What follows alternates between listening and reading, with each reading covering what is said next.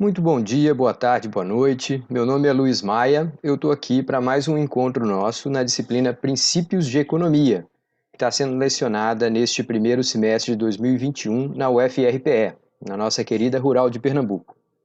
Junto comigo, corresponsável por essa disciplina, o professor Luiz Kerli.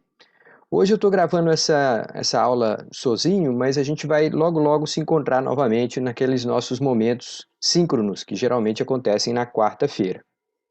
Então, pessoal, nós estamos aqui ainda tentando concluir os tópicos que tinham sido previstos para as semanas 6 a 8.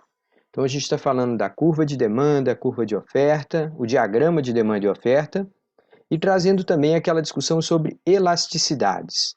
Só para lembrar um pouquinho aqui, a elasticidade dá uma medida, no caso da curva de demanda, dá uma medida da sensibilidade que o consumidor tem a determinadas mudanças. Né? Se for a elasticidade preço, o quanto que o consumidor tende a rever as quantidades que ele está querendo buscar, está querendo comprar, na medida que o preço sobe ou desce.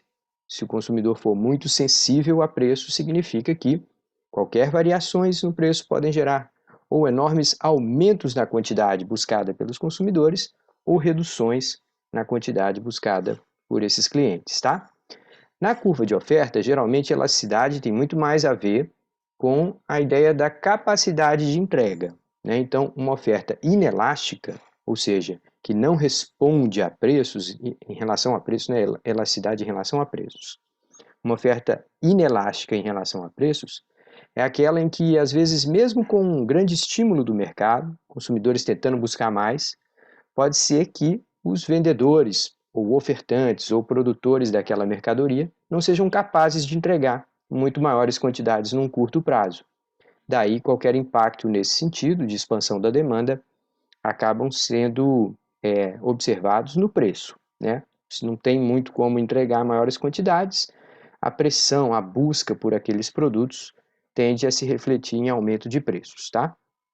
Vamos tentar resgatar aqui um pouquinho essa discussão com mais 3 exemplos que a gente usa para concluir, digamos assim, essa parte da discussão. Então aqui vem a primeira frase dizendo assim: boas notícias para a agricultura podem ser más notícias para os agricultores. Opa, peraí, será que tem gente que tem fenômenos que podem ajudar a agricultura como um todo, mas impactar num primeiro momento de forma preocupante o bem-estar dos agricultores, dos produtores? Tá, então vamos dar uma olhadinha no que essa questão propõe. Se um determinado avanço tecnológico expande a oferta de trigo, o resultado final pode ser uma grande queda no seu preço, o que não seria suficiente para expandir demais as quantidades negociadas. O X da questão é que a demanda por trigo é inelástica. Então vamos lá, tá, gente? Vamos desenhar aqui exemplos do que a gente está falando para tentar visualizar o que a questão está propondo. Então, a gente sempre coloca aqui o diagrama de demanda e oferta, aqui na base, né, na dimensão horizontal, a gente coloca quantidades, e aqui na dimensão vertical a gente coloca preços, tá? Então, ao fazer esse registro, a gente geralmente desenha aqui uma curva de oferta positivamente inclinada, nem muito deitada, nem muito em pé, não faz muita diferença nesse caso. Mas agora a gente vai colocar a demanda, que é uma demanda por alimento. A demanda por alimentos geralmente são relativamente pouco elásticas. O que isso quer dizer? Se a demanda é inelástica, quer dizer que o consumidor tem uma tendência a buscar aquelas quantidades independentemente do preço. É como se ele demandasse, precisasse muito daquelas quantidades. Sendo assim, obviamente, a gente vai desenhar uma curva de demanda bastante inclinada, em outras palavras, quase em pé. Pronto, então está aqui a curva de demanda, bem em pezinha, né? E a gente vai tentar observar o que aconteceu aqui. Então, houve um determinado avanço tecnológico. A gente geralmente associa essa palavra, tecnologia, avanço tecnológico, com redução de custos, tá? Em geral, a gente vai entender mudanças tecnológicas como sendo aquelas mudanças na técnica, nas formas de produzir, que geraram, né, na produção, uma das duas coisas. Ou a empresa consegue produzir mais gastando a mesma coisa, ou a empresa gasta menos para produzir a mesma quantidade, tá? Então, a gente está falando de queda nos custos, uma mudança tecnológica favorável à produção nesse caso. Com isso, se a mudança é favorável e é custos, a primeira curva vai ser afetada vai ser a curva de oferta, e essa mudança é positiva, né? Queda de custos. Então, a gente vai deslocar a curva de oferta para a direita. Então, a gente vai chamar essa aqui de O0 e vai fazer uma O1 aqui, é a nova curva de oferta. Ela se deslocou para a direita. Com isso, observem, por favor, o que está acontecendo aqui. Antes a gente tinha esse ponto de equilíbrio com esse preço sendo praticado. Vamos chamar de P1. Desculpe. Tá, e aqui, a gente descendo para cá, a gente tem aqui a Q1, ou seja, a quantidade que estava sendo buscada, negociada nesse mercado. Quando houve a mudança tecnológica, o que a gente observou é que os preços caíram bastante.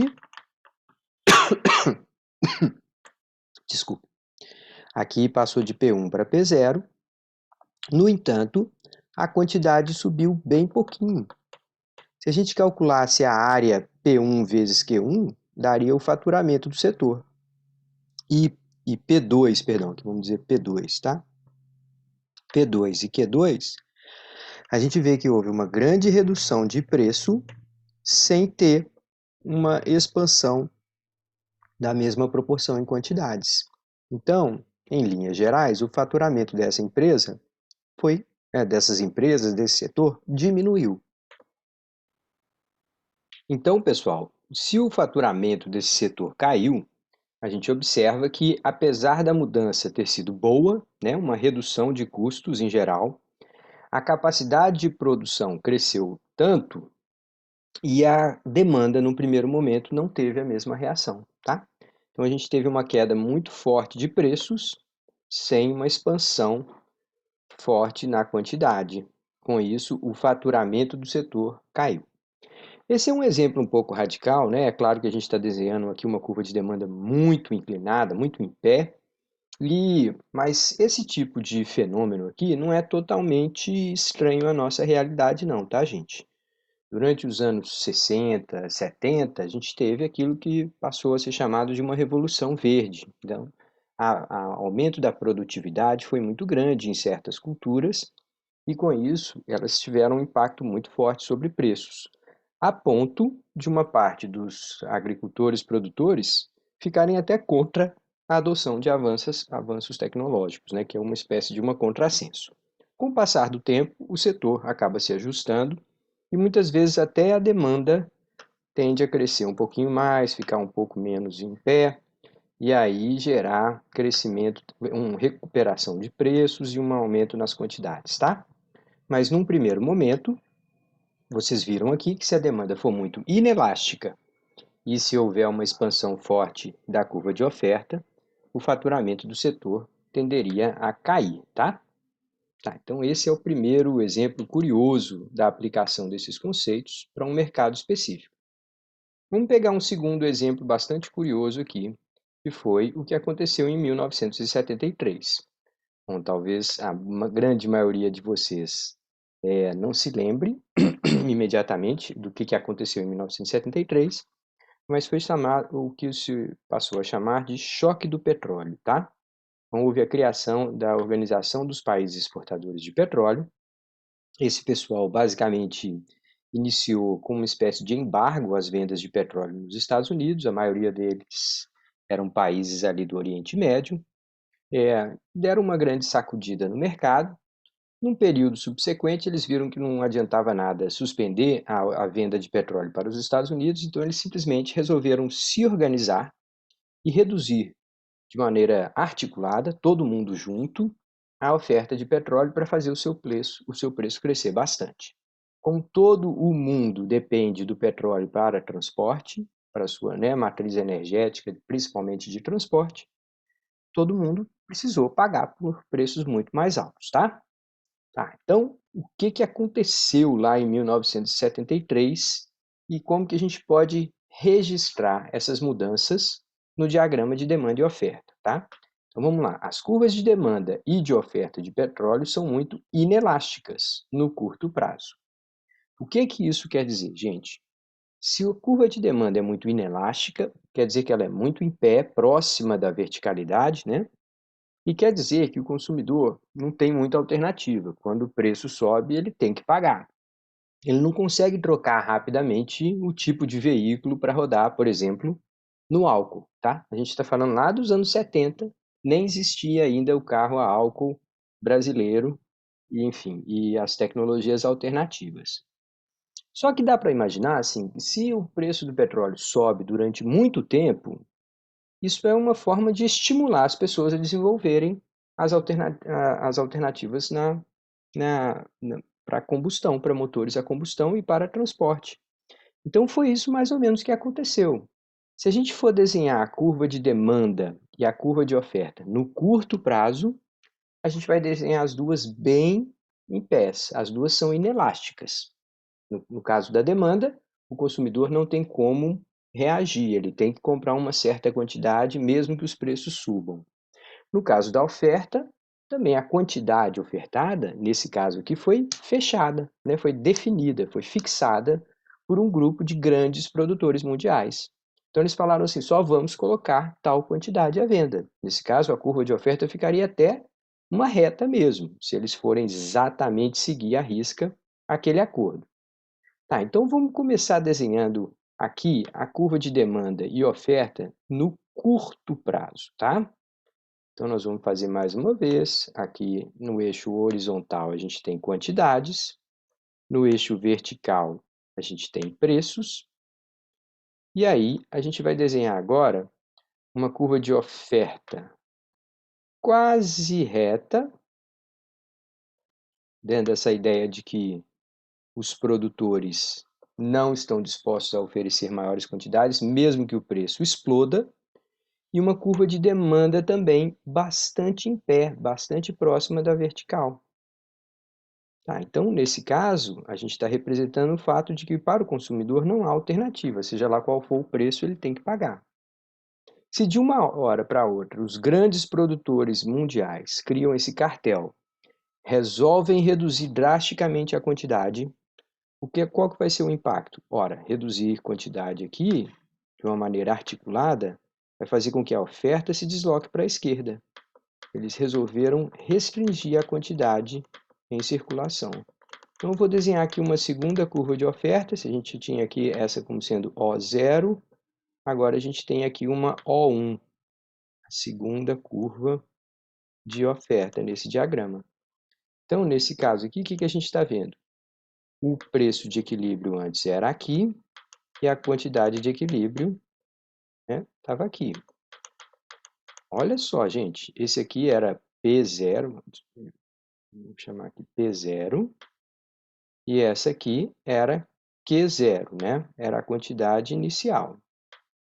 Tá, então vamos pôr aqui Q0. Agora, a gente passou para este ponto de equilíbrio aqui em cima. A curva de oferta recuou, né, por deliberação desse cartel. Com isso, o preço explodiu, foi lá para o alto em P1 e a quantidade não caiu tanto. Ora, mas espera aí, mais uma vez, se a gente fizer aquela leitura de preço vezes quantidade, né, se a gente fizer no primeiro caso, P0 vezes Q0, daria essa área aqui, ó, esse retângulo aqui, preço vezes quantidade, P0 vezes Q0. Agora, como o preço subiu muito e as quantidades não caíram tanto, o novo faturamento desse setor passou a ser este aqui, essa área P1 vezes Q1. Ou seja, a altura subiu muito enquanto a largura diminuiu só um pouquinho. Com isso, o setor teve uma lucratividade extremamente elevada. O faturamento e o lucro dos países exportadores de petróleo explodiu. Eles ficaram com tanto de dinheiro que tiveram que sair colocando dinheiro em outras economias, guardar em outros lugares, investir em outros lugares, para evitar que até as suas moedas apreciassem demais, tá? Subissem demais de valor frente ao dólar. Então esse é o impacto de curto prazo. Não tem muito o que fazer, né? A gente viu esse preço explodindo. Mas na hora que um preço, como o preço do petróleo, explode, duas coisas acontecem.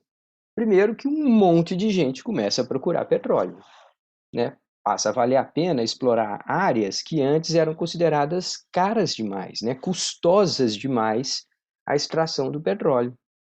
E aí, com o passar do tempo, aquilo vai adicionar uma quantidade maior de óleo à venda. Por outro lado, a gente também vê que o consumidor pode falar assim: não, agora eu vou tentar experimentar esse carro a álcool aí que está surgindo no final dos anos 70 no Brasil.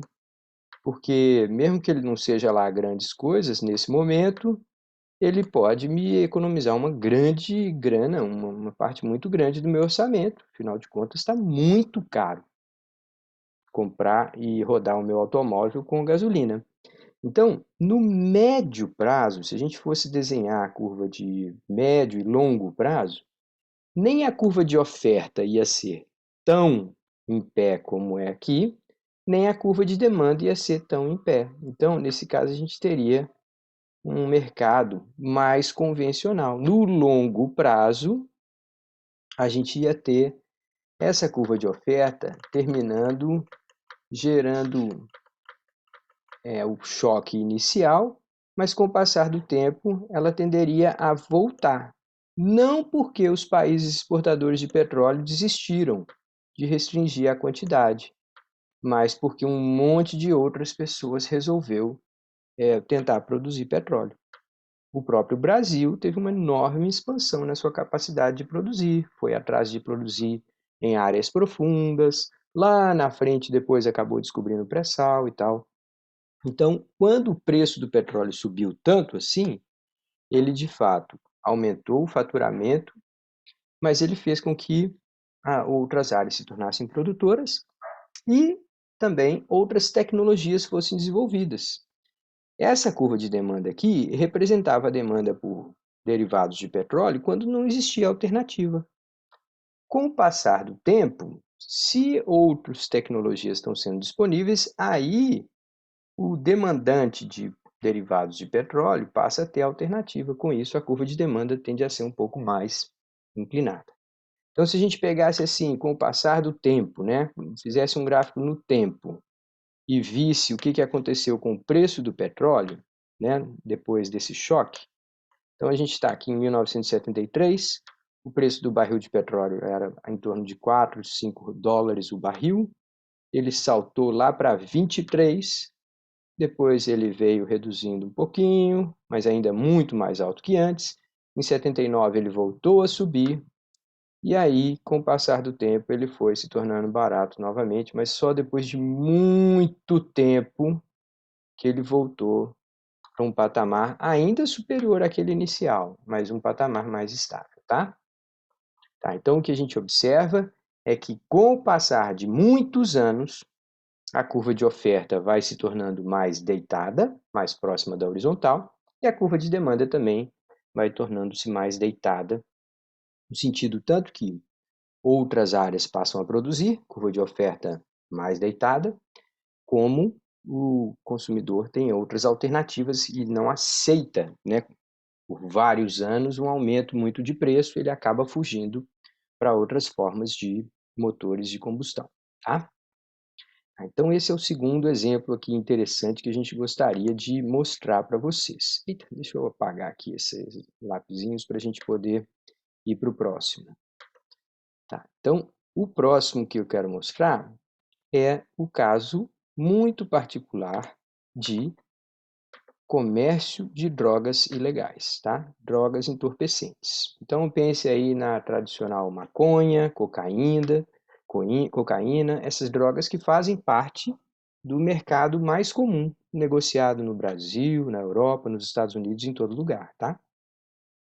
Aqui a pergunta é assim: qual que é a melhor forma, do ponto de vista econômico, apenas do ponto de vista econômico, qual que seria a forma mais eficaz de combater o tráfico de drogas?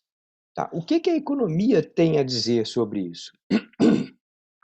Gente, olha só, é claro que aqui a gente está tratando de uma questão que ela é multifacetada, né? Ela é multidimensional. Tem a questão social, tem a questão da violência urbana, tem a questão da exclusão social, tem um monte de aspectos. Mas a gente vai tentar olhar apenas para os aspectos econômicos dessa questão, tá? Então, o que que a gente sabe muito claramente sobre a demanda de drogas entorpecentes? A gente sabe que essa é uma demanda inelástica, ou seja, uma vez que uma pessoa é viciada, né, que ela depende daquela droga, que ela passou a ser dependente química, ela vai tentar fazer o que for necessário para conseguir usar aquela droga. Inclusive, uma das situações muito tristes é que o ser humano se submete. Quando ele se torna um viciado, ele muitas vezes pode roubar, pode agredir, para conseguir os recursos e obter aquela droga, tá? Então a gente vai desenhar aqui uma curva de demanda que ela é muito deitada.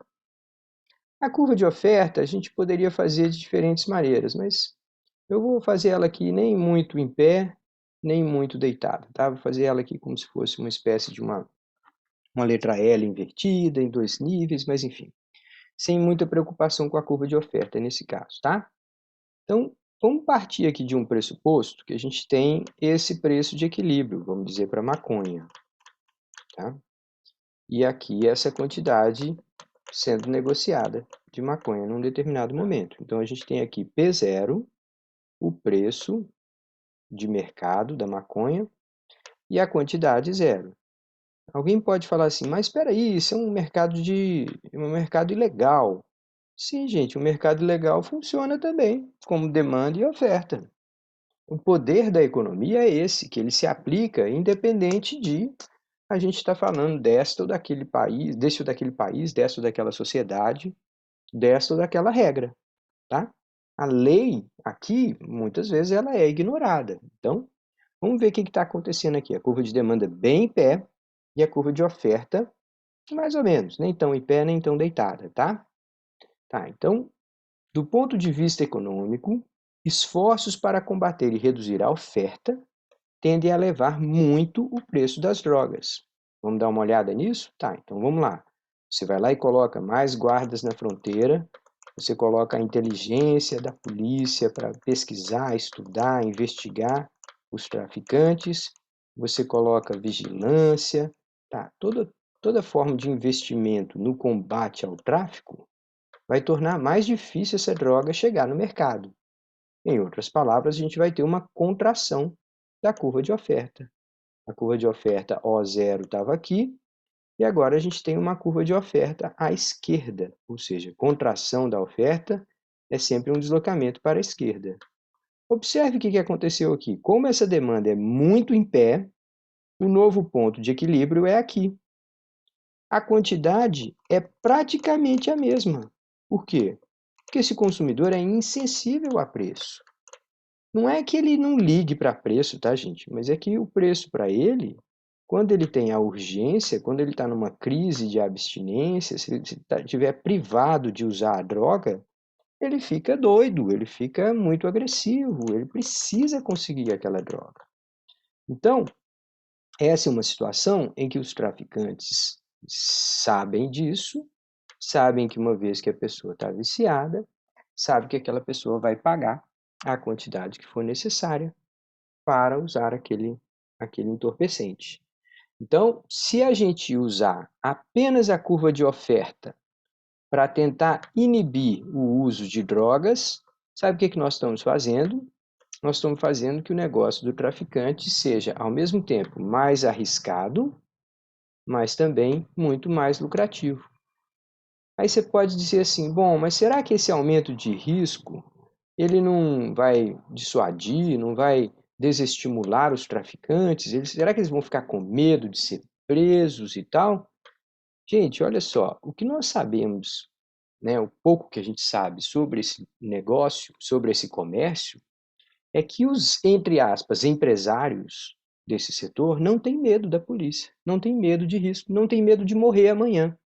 Aliás, a operação deles é de tal natureza que cada dia que eles acordam tão vivos, eles falam, oh, dei sorte, mais um dia que eu não morri, que um empregado meu não me matou, que a polícia não invadiu a minha casa para me matar, para me prender.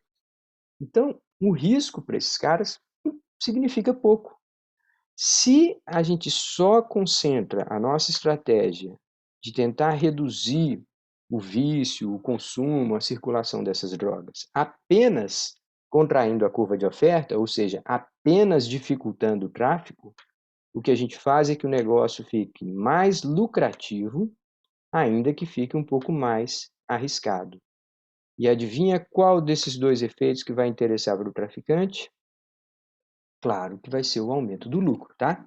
Tanto é assim que mesmo em países que têm grandes polícias, muito investimento no combate ao tráfico, existem traficantes. Por quê? Porque o lucro fica ainda maior, tá?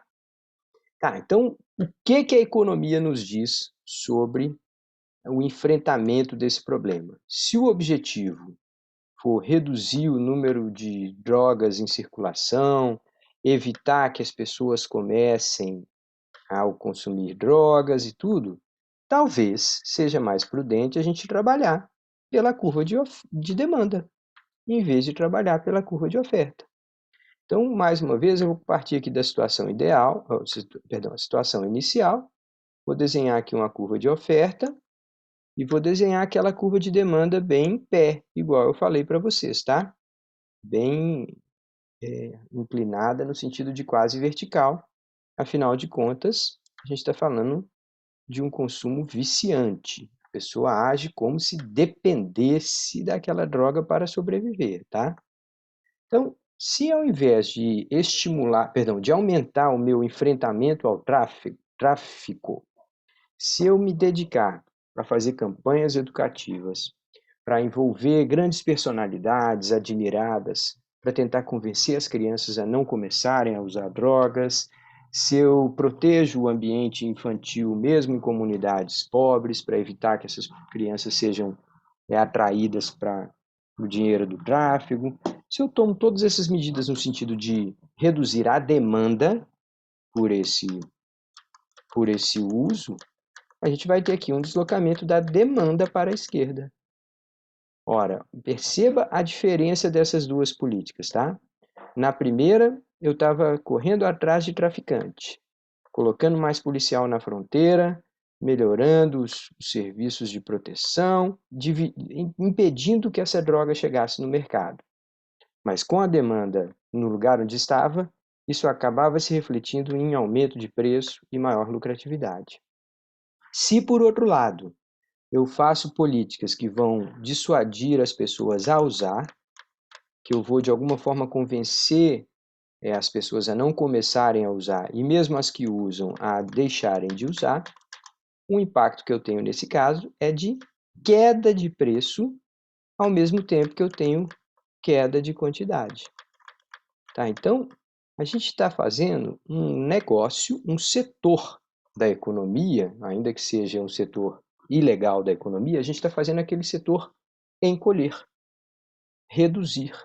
O faturamento, né, P0 estava aqui, caiu para P1, com o preço mais baixo das drogas, menos pessoas querendo buscar aquele produto no mercado. Por outro lado, Q0 antes estava aqui, esse era o ponto de equilíbrio, então Q0 estava aqui e caiu também. Opa, Q0. Fazer bolinha pequenininha é difícil aqui.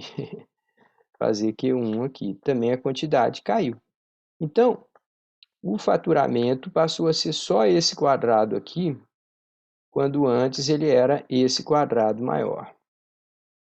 Tá? Então, o que a gente vê é que houve uma queda no faturamento do setor, com isso a gente desestimulou as pessoas a explorarem comercialmente esse mercado, tá? Olha só, gente, como que a economia nos permite opinar sobre uma questão. Quer dizer que está resolvido, o argumento econômico deve, enfim, deve prevalecer sobre os demais? Não, é só que a gente não o deve ignorar, tá? Então, só para pensar alto aqui, ó, se isso aqui acontecesse no Brasil hoje, a gente ia ter um grande número de pessoas que hoje ganham a vida com o tráfico de drogas, as pessoas iam procurar outras atividades, assalto a banco, sequestro relâmpago, enfim, elas provavelmente buscariam outras atividades criminosas, tá? Então é só para entender que Não é porque a gente entendeu a questão econômica que a gente vai se arvorar o direito a ser a opinião final. Ah, então, pronto, aqui a gente já decidiu o que que é, que nós vamos fazer campanha para dissuadir o uso de drogas. Vamos pegar Neymar, Pelé, Xuxa, sei lá quem é, Bruna Marquezine, vamos colocar essas pessoas na televisão tentando convencer os jovens a não iniciarem esse processo de vício. Tá, essa é uma boa ideia, mas ela não é a ideia definitiva. A gente precisa entender que a economia ajuda bastante, mas ela não precisa ser a última palavra em qualquer uma dessas questões, tá? Tá, então, mais uma vez eu vou limpar aqui o nosso diagrama para a gente seguir adiante. Então, nós vimos três aplicações complementares desse diagrama de demanda e oferta e como que ele acabava tendo características específicas se a demanda fosse inelástica em relação ao preço, se a oferta fosse elástica e inelástica em relação ao preço, tá? Então, isso é muito bom para a gente entender como aplicar essas ferramentas. Mas antes de terminar essa discussão toda, a gente ainda precisa falar um pouquinho sobre como esse diagrama de demanda e oferta acabam sendo impactados, os diagramas, né, a demanda e a oferta, acabam sendo impactados quando o governo intervém. E feliz ou infelizmente, é muito comum o governo intervir. Então, a gente precisa lembrar que muitas vezes os gestores não escutam bons economistas antes de tomar decisões e acabam tomando medidas que não vão ter o efeito esperado, tá? Nós vamos ver alguns exemplos desses aqui, tá? De quando o gestor, o, o formulador de política pública, seja um governador que manda uma lei para a Assembleia Legislativa, seja um presidente que manda uma lei para o Congresso Nacional, sejam os próprios legisladores que volta e meia têm uma ideia. Ah, tive uma ideia, eu vou resolver tal problema, a gente vai passar uma lei e vai fazer assim, assim, assado. Então, eu vou passar aqui alguns minutos mostrando para vocês algumas ideias ruins que podem, com frequência, aparecer na cabecinha desses deputados estaduais, federais, enfim, por aí, tá? Tá, então, vamos primeiro falar da chamada política de preço máximo. Então, tem certos momentos que, ao observar o funcionamento do mercado, essas pessoas, sejam elas governadores, presidentes, prefeitos ou os legisladores, os corpos legislativos de cada uma dessas entidades, eles têm a ideia de falar assim: o preço está alto demais, nós não podemos deixar subir tanto assim, tá? Então, em determinadas circunstâncias, os governos acreditam ser necessária a intervenção para impedir que os mercados operem livremente. As razões alegadas variam. Os preços de um determinado bem nunca deveriam subir tanto que se tornem proibitivos, ou seja, inacessíveis para a população mais pobre. Não pode, isso é um absurdo, o preço está muito alto, eu não posso deixar essas pessoas ficarem sem tais e tais produtos. Tá, então, eu concordo que isso aí pode ser um problema, tá? Mas vamos ver como que essa solução que a gente está propondo aqui não vai funcionar, tá? Esse é um exemplo de solução ineficaz. Tá. A outro argumento é falar assim, não, está tendo algum tipo de falha no funcionamento do mercado que está impedindo a expansão da oferta, e aí as pessoas estão lá, enfim, sofrendo, e eu não posso ficar de mãos cruzadas. Então eu vou fazer alguma coisa, tá? Então, dentro dessa circunstância, né, desse tipo de condição, em que os formuladores de política pública se veem pressionados a tomar uma decisão, eles podem tomar a decisão de colocar uma espécie de um preço máximo. Fala, não pode ser tão alto assim. Então vamos pegar um exemplo disso clássico na história da economia, tá? O preço dos aluguéis de residências na ilha de Manhattan. Se você já assistiu o filme americano, como todo mundo, você já viu várias vezes aquelas cenas bonitas do Central Park, né? Um parque arborizado no meio da maior cidade de uma das mais importantes cidades dos Estados Unidos e tal. Então, você sabe que ali é um ambiente onde circula muita, muita, muita grana e, de alguma forma, as pessoas querendo morar perto do seu trabalho vão comprando, vão disputando um número reduzido de unidades residenciais que tem ali. Com isso, a disputa é muito grande, a oferta não pode crescer tanto e aí a tendência é que o preço fique muito alto, tá? Então vamos supor que esse gráfico aqui está apresentando em reais, mas a gente poderia pensar esse valor em dólares, tá? Na verdade, seria mais realista esses valores que a gente está discutindo aqui se eles estivessem colocados em dólar. Então, imagine assim, uma kitnet bem apertadinha, praticamente a pessoa dorme num cubículo ali de 4, 5 metros quadrados, tá? Ali tem a pia, ali tem um banheiro, ali tem o espaço para a cama e basicamente é isso, uma kitnet bem pequenininha. A oferta sendo limitada, né, não podendo crescer muito, porque afinal de contas é uma ilha, né, não tem muito espaço para você expandir demais, e a demanda está aqui.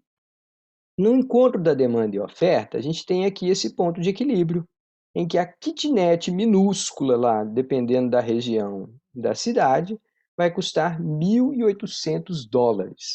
A gente multiplicar isso por 5 vai dar quase R$ 9.000 por mês, o aluguel de uma kitnet.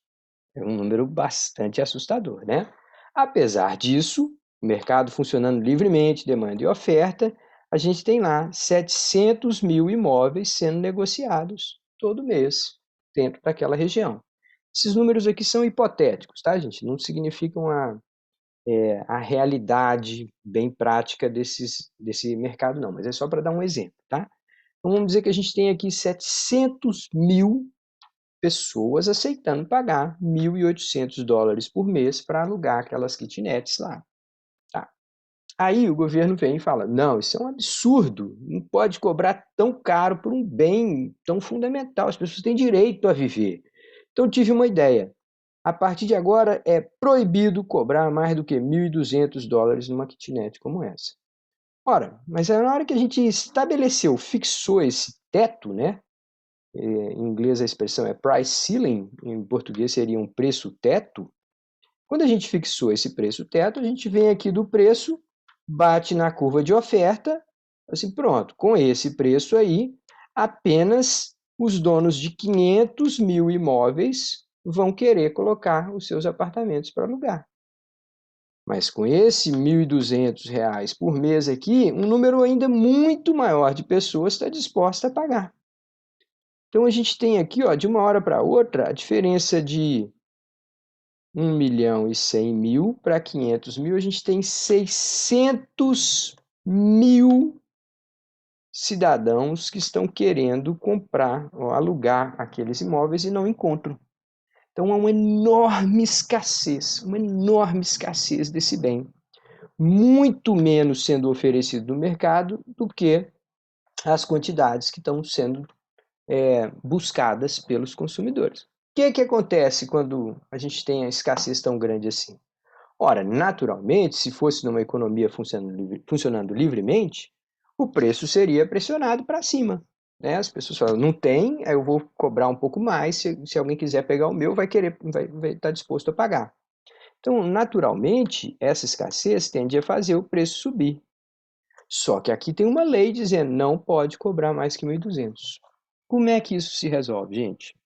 Isso se resolve com as pessoas sublocando os seus apartamentos. Então, elas não trocam o contrato de aluguel. Se você for ver lá, a cópia do contrato de aluguel é lá dos anos 70. Até hoje tem gente que fala assim, não, tá aqui, ó, tá no nome de Zezinho Pera. O Zezinho Pera é o inquilino aqui que mora nesse imóvel. Mas ele já saiu dali há muito tempo, já envelheceu, mudou para outro canto, só que ele não deixa de fazer aquele contrato, porque aquele contrato o deixa pagar apenas 1.200. Aí ele vai lá e faz um contrato informal com alguém, cobrando 1.600, cobrando 1.700, e ele tem uma renda aí de 400, 500 a mais. Então o mercado, ele acaba fugindo dessa regra, burlando essa tentativa de tentar controlar. Então, a expectativa, a esperança do legislador de estabelecer um preço máximo e com isso ser eficaz no controle daquele mercado acaba sendo uma grande ilusão. O mercado dá o seu jeito de fugir, de burlar aquela regra e a gente acaba tendo o preço na prática, para quem vai alugar um apartamento como esse, sendo bem maior do que $1.200 por mês, tá? Então, aqui foi um caso de um governo tentando evitar que um preço muito alto fosse estabelecido pelo mercado. E ao tentar intervir e, por canetada, resolver o problema, a gente viu que ele não conseguiu resolver, tá? Só para, antes da gente concluir aqui, vamos fazer uma síntese do que a gente viu. Se o mercado operasse livremente, ele levaria o preço até o seu nível de equilíbrio, em que a quantidade demandada e a quantidade ofertada seriam iguais, ou seja, na interseção da curva de demanda e oferta. Preocupado com o custo da moradia para famílias mais pobres, o governo de Nova York decretou aquele preço máximo de $1.200. Aqui está falando 600. Esses números aqui estão velhos, tá, gente? Hoje o dólar é muito mais do que R$ 2, mas enfim.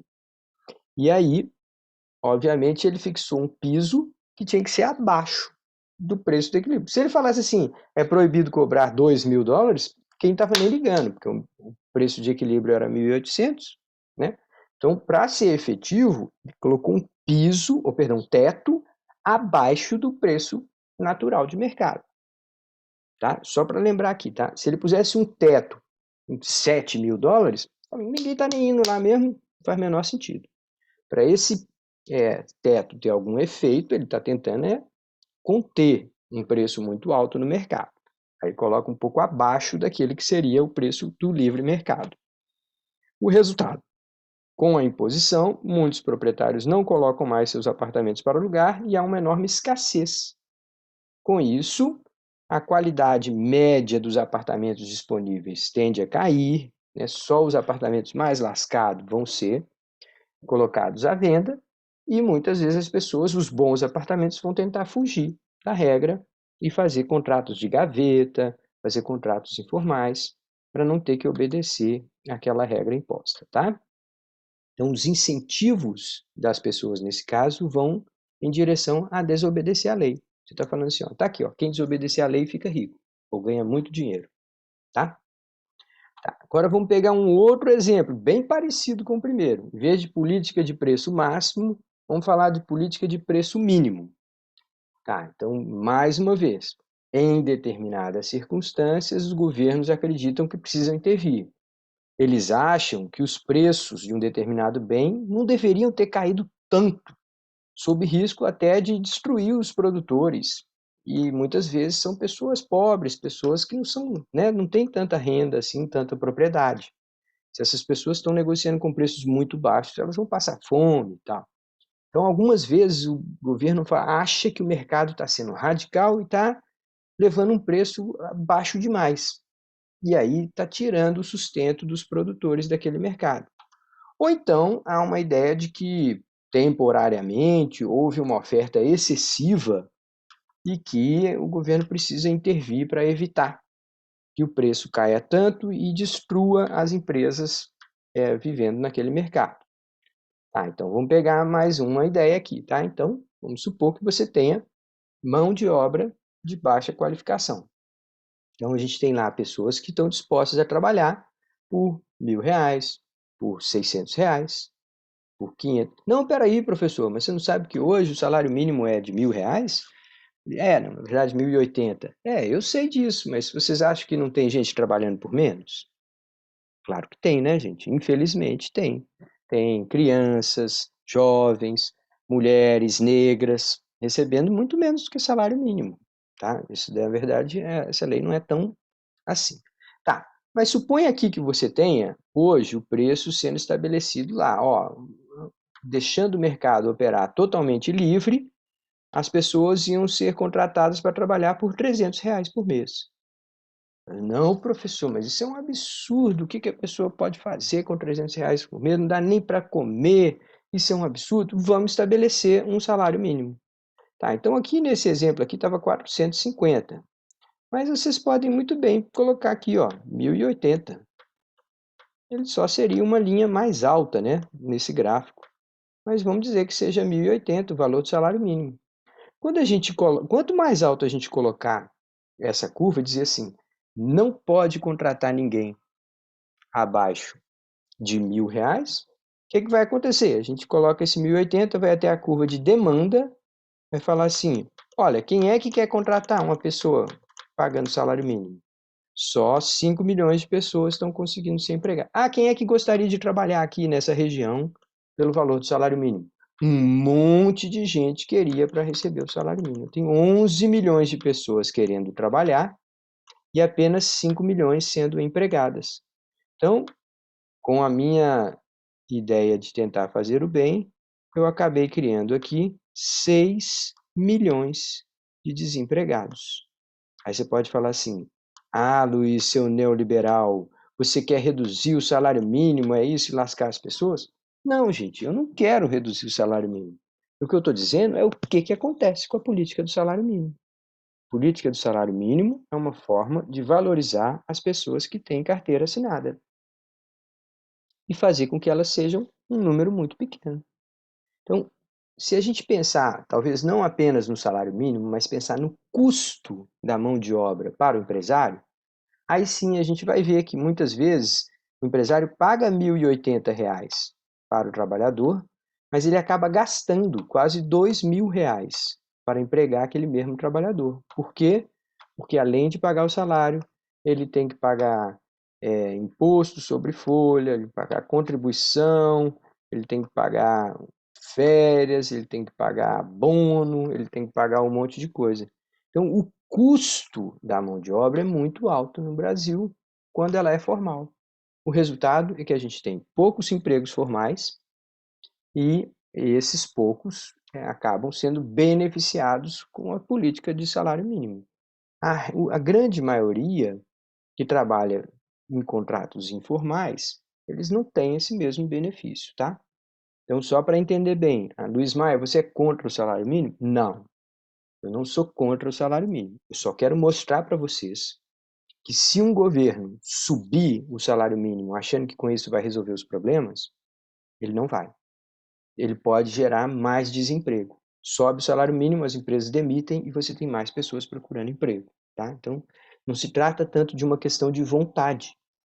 Fixar esses preços e intervir de uma maneira tão dura assim no mercado pode gerar efeitos contrários àqueles que você desejava. Você queria que tivesse mais pessoas empregadas recebendo um salário digno. Quando você sobe de uma maneira muito agressiva o salário mínimo, você pode ter o efeito contrário. Menos pessoas empregadas com salário digno, tá? Então, não é que eu seja contra essa política, é que a gente não pode fechar os olhos para as suas consequências, tá?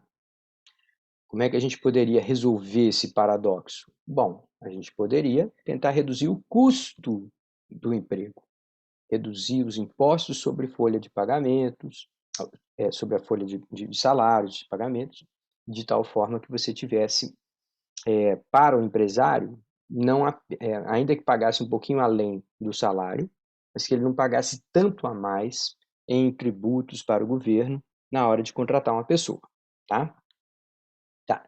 Então, interpretando o que a gente viu no diagrama acima. Se o mercado operasse livremente, o preço seria muito abaixo do que ele é de equilíbrio. Você teria um número maior de pessoas sendo empregadas. Preocupado com o valor excessivamente baixo do salário, o governo brasileiro estabeleceu um salário mínimo de 450. Isso, ó, há muitos anos atrás, quando eu escrevi essas fichas de aula há muito tempo atrás. Hoje a gente sabe que o salário mínimo está lá na casa dos R$ 1.080. Ainda que seja, né? Quando você estabelece um salário bem lá em cima, muito além do nível de equilíbrio, o que a gente vai acontecer? A gente vai ter um monte de gente disposta a trabalhar pelo salário mínimo e poucos empresários querendo contratar.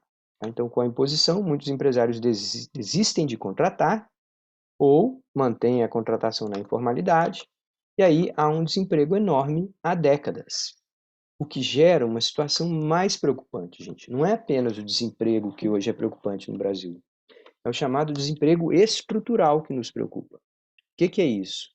É quando uma pessoa, além de ela não ter conseguido uma ocupação remunerada, ela vem tentando essa ocupação remunerada sem sucesso há 5, 8, 10 anos. Quando a pessoa fica tanto tempo assim fora do mercado de trabalho, ela pode perder muitas das habilidades que ela tinha. Ela pode ficar desatualizada, não saber operar as novas máquinas. E com isso, a chance dela ganhar um emprego fica ainda menor. E aí realmente a pessoa fica incapaz de prover, né, de gerar seus próprios sustentos, tá? Então é uma situação muito preocupante e a gente sabe que no Brasil tem muita gente fazendo parte dessa situação de desemprego estrutural, tá? Só para concluir, o mercado informal, alheio às políticas do governo, emprega metade da mão de obra desqualificada. As pessoas desempregadas há mais tempo se tornam inempregáveis, difíceis de conseguir emprego, por perderem suas habilidades, saúde e tal.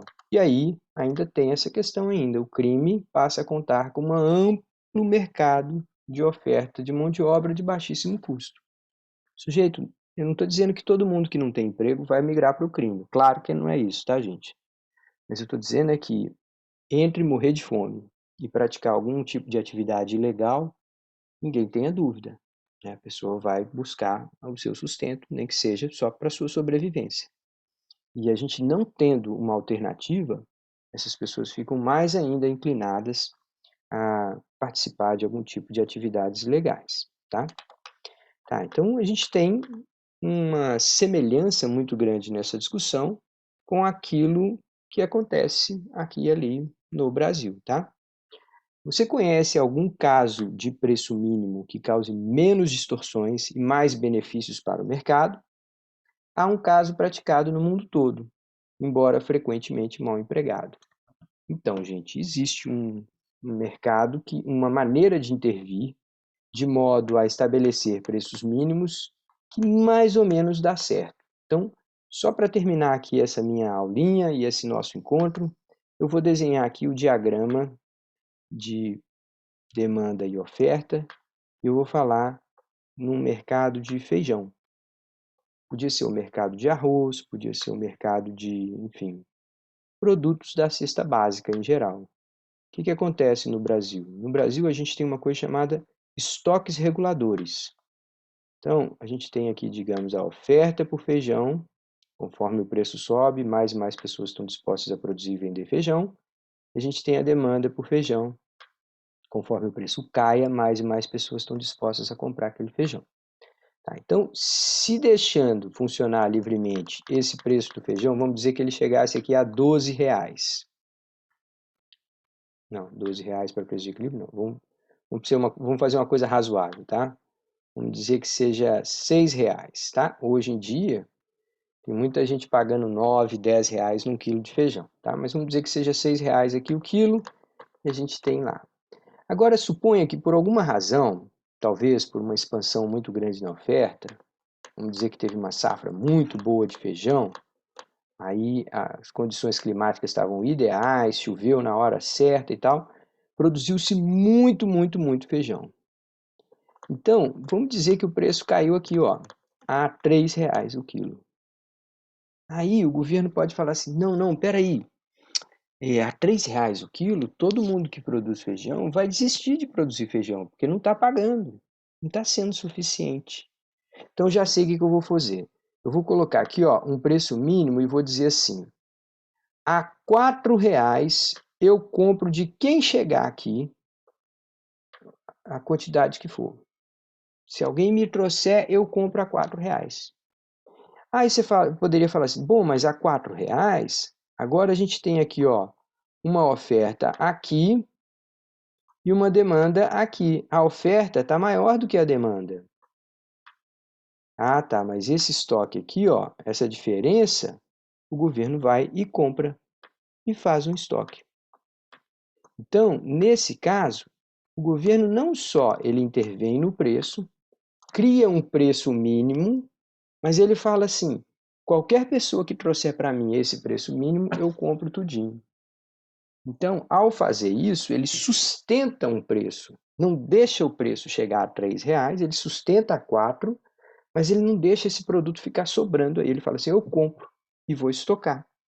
Se num outro momento o preço cair, ou a quantidade cair e esses preços estiverem subindo, eu vou lá e ponho para vender. Então, nesse caso, ao comprar e vender nos momentos de safra e de entre-safra, o governo pode tentar evitar as flutuações excessivas do preço de certos alimentos, tá? No mundo inteiro isso mais ou menos acontece. Algumas vezes tem modelos relativamente diferentes, em alguns casos é o seguro de safra que é subsidiado, outro caso a gente tem compras diretas mesmo, chamados estoques reguladores. Mas nesse caso, a gente pode dizer que funciona no sentido de que o objetivo do governo não é evitar um preço que seja muito alto ou que seja muito baixo, mas evitar que a flutuação seja muito rápida de um ano para outro e que todo mundo, por exemplo, possa desistir de produzir uma determinada cultura de um ano para outro. E aí não seria bom, né? Ter um ano, não ter outro ano, ter um ano, não ter outro ano, a gente ficaria numa situação muito ruim, tá? Bom, esse é o último exemplo que eu queria falar. No nosso próximo encontro, a gente vai discutir um pouquinho como que funciona quando o governo resolve taxar os produtos, tá? Ou seja, quando ele decide cobrar impostos sobre a negociação livre das pessoas com as empresas. Aí a gente vai ver como que acontece. Mas eu vou encerrando por aqui. Não deixe de anotar suas dúvidas, suas perguntas, para que na hora que a gente tiver o momento síncrono, a gente venha a conversar, tá certo? Eu agradeço a todos que tiveram a paciência de nos acompanhar e nos vemos rapidamente aí no próximo encontro. Tchau, tchau.